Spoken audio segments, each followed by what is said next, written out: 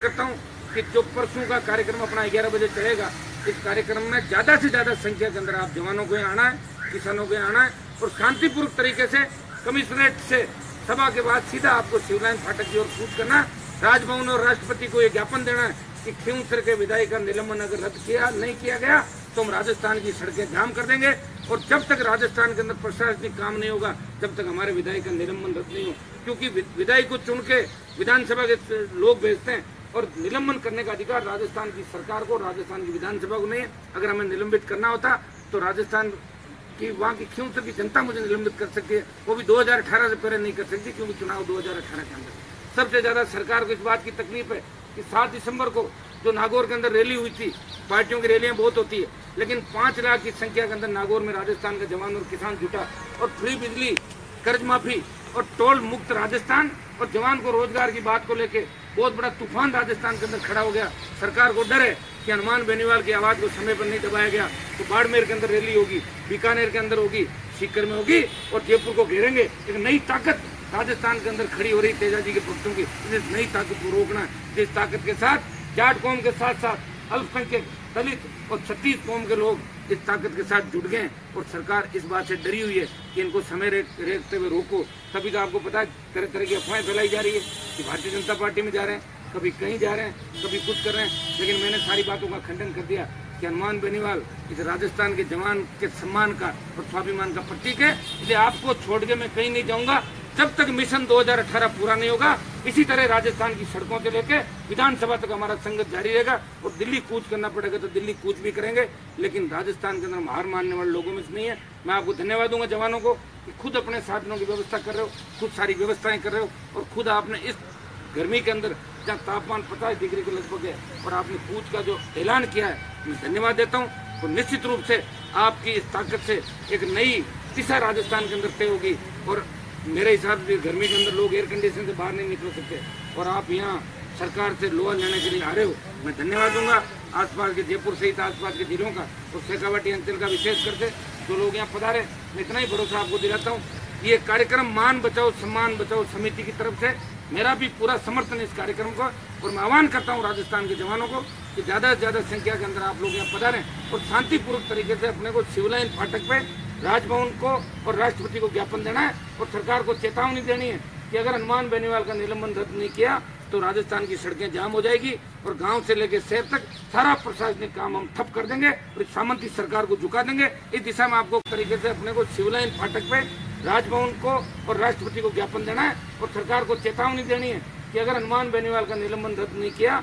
तो राजस्थान की सड़कें जाम हो जाएगी और गांव से लेकर शहर तक सारा प्रशासनिक काम हम ठप कर देंगे और सामंती सरकार को झुका देंगे। इस दिशा में आपको काम करना है और यहाँ जो 200 से ज्यादा संख्या के अंदर आप लोग पधारे हो, हर व्यक्ति 100 से 50 आदमी लेके आएगा, व्यवस्था करेगा। मैं यही हूँ 30 तारीख तक और मैं यहाँ भी आपके बीच खड़ा रहूंगा। अगर मुझे आवश्यकता पड़ी तो वहाँ भी मैं जाऊँगा, लेकिन आप लोग कर रहे हो और मुझे आप पे पूरा विश्वास है कि मेरी अनुपस्थिति के अंदर भी जहाँ जहाँ प्रदर्शन हुए आपने जोरदार ढंग से किया और आगे भी आप जोरदार ढंग से करोगे। मैं तेजा सेना का भी विशेष करके आभार प्रकट करता हूँ कि हमेशा ये लगातार लगी रही है और आगे आने वाले टाइम के अंदर हम बैठ के इसका कैसे विस्तार राजस्थान के अंदर किया जाए इस दिशा में भी हम सब लोग मिलकर प्रयास करेंगे। एक विशेष संदेश आपको दूंगा, NHY के हमारे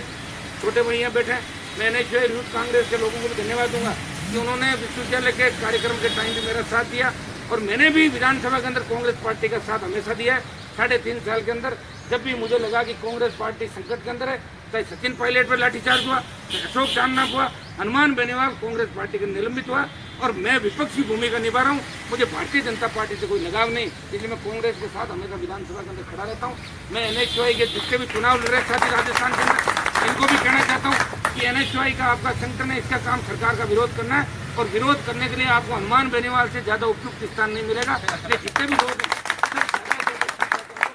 गवर्नमेंट हॉस्टल चौराहे पे सारे लोग आए और सरकार का जमकर विरोध करें और इस सामंतशाही सरकार को झुकाएं। बहुत बहुत आपको धन्यवाद।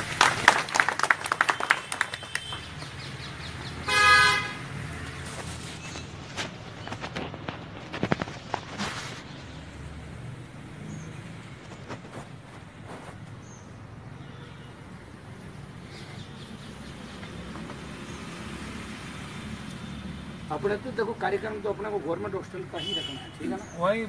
उसके बाद जो भी होगा देखेंगे, उसके न्याय को चिंता करेंगे, होगा जो अच्छा होगा। नहीं परमिशन तो दे देंगे, उनका 500 ज़्यादा लोग हैं, लोगों को थोड़ी रोक सकते हैं, लोगों को हम कैसे, उनके दिमाग में और कोई बात होगी, बात करेंगे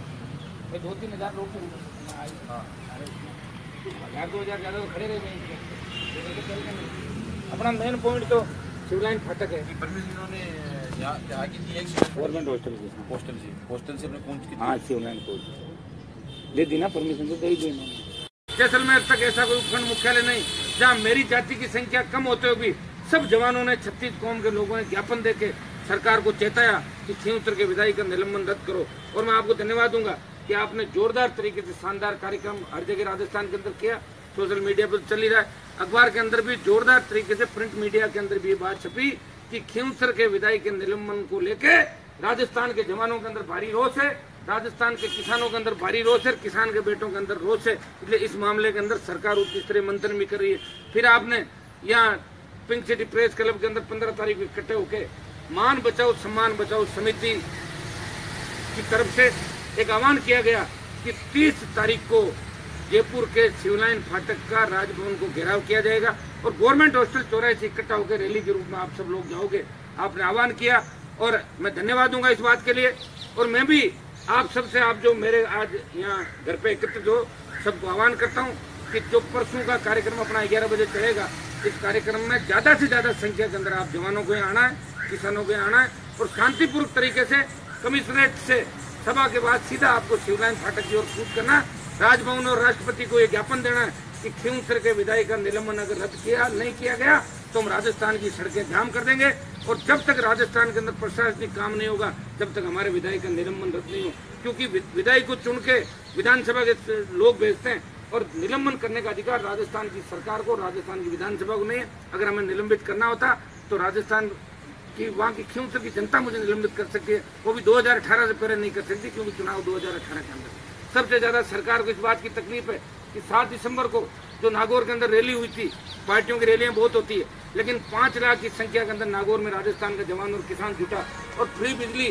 कर्ज माफी और टोल मुक्त राजस्थान और जवान को रोजगार की बात को लेके बहुत बड़ा तूफान राजस्थान के अंदर खड़ा हो गया। सरकार को डर है कि हनुमान बेनीवाल की आवाज को समय पर नहीं दबाया गया तो बाड़मेर के अंदर रैली होगी, बीकानेर के अंदर होगी, सीकर में होगी और जयपुर को घेरेंगे। एक नई ताकत राजस्थान के अंदर खड़ी हो रही तेजाजी के भक्तों की, इस नई ताकत को रोकना, जिस ताकत के साथ जाट कौम के साथ साथ अल्पसंख्यक, दलित और 36 कौम के लोग इस ताकत के साथ जुट गए और सरकार इस बात से डरी हुई है कि इनको समय रेखते हुए रोको। तभी तो आपको पता है तरह तरह की अफवाहें फैलाई जा रही है कि भारतीय जनता पार्टी में जा रहे हैं, कभी कहीं जा रहे हैं, कभी कुछ कर रहे हैं, लेकिन मैंने सारी बातों का खंडन कर दिया कि हनुमान बेनीवाल इस राजस्थान के जवान के सम्मान का और स्वाभिमान का प्रतीक है। इसलिए आपको छोड़ के मैं कहीं नहीं जाऊंगा जब तक मिशन 2018 पूरा नहीं होगा। इसी तरह राजस्थान की सड़कों से लेकर विधानसभा तक हमारा संघर्ष जारी रहेगा और दिल्ली कूच करना पड़ेगा तो दिल्ली कूच भी करेंगे, लेकिन राजस्थान के अंदर हार मानने वाले लोगों में से नहीं है।